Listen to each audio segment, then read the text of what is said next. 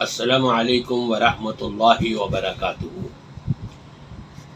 الحمدللہ والصلاۃ والسلام علی رسول اللہ وبعد۔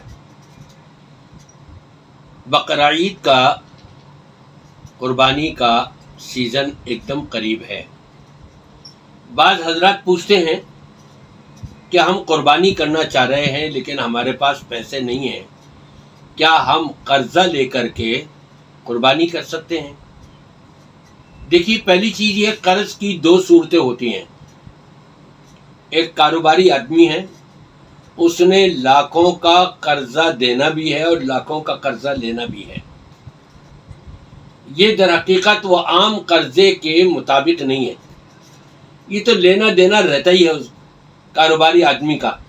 اگر یہ کنڈیشن ہے، یہ صورت ہے، اس کو قربانی کرنی چاہیے۔ لیکن ایک وہ شخص کہ جس نے اپنی معیشت کی خاطر کچھ قرضہ دیا تھا یا کاروبار کی خاطر قرضہ لیا تھا اور دیوالیہ ہو گیا ہے، اس کے بعد کچھ پیسے نہیں ہیں، کھانے پینے کے لیے دشواری ہو رہی ہے، اب وہ قرضہ لے کر کے قربانی کرے، یہ اس کے لیے درست نہیں ہے۔ کیوں؟ اس کو نہیں پتا کہ میں یہ قرض ادا کرنے سے پہلے کہیں دنیا سے تو نہیں چلا جاؤں گا، ادا بھی ہو سکے۔ اس کے پاس کچھ ہے بھی نہیں مال، اس کا کوئی ترکہ بھی نہیں کہ جو اس میں سے ادا کیا جا سکے۔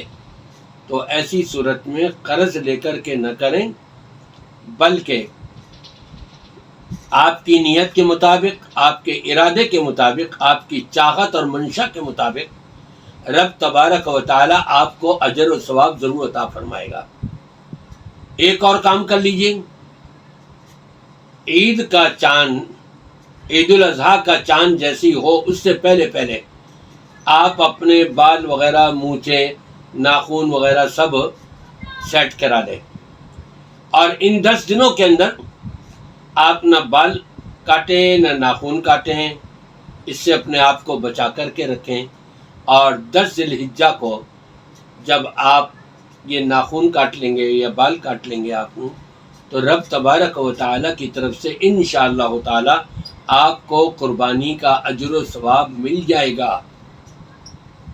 آپ نے نیت کری، ارادہ کیا، لیکن ادھر کر نہیں پا رہے مالی طور پر، رب تبارک و تعالیٰ نے ایک اور شعبہ آپ کو دے دیا، اس پر عمل کر لو اور وہی اجر و ثواب لے لو۔ وہ ہے غفور الرحیم، وہ ہے ارحم الراحمین۔ وہ رب تبارک و تعالیٰ کی ذات سے کبھی لا تقنطوا من رحمت اللہ، اس کی رحمت سے کبھی مایوس نہیں ہونا، کبھی بددل نہ ہونا۔ اللہ سے رابطہ قائم رکھے اور اللہ نے اپنے نبی کے ذریعے جو طریقے ہم کو بتا دیے ان کو اپنائیں اور اختیار کریں، انشاءاللہ گھر بیٹھے آپ کو یہ ثواب بھی مل جائے گا۔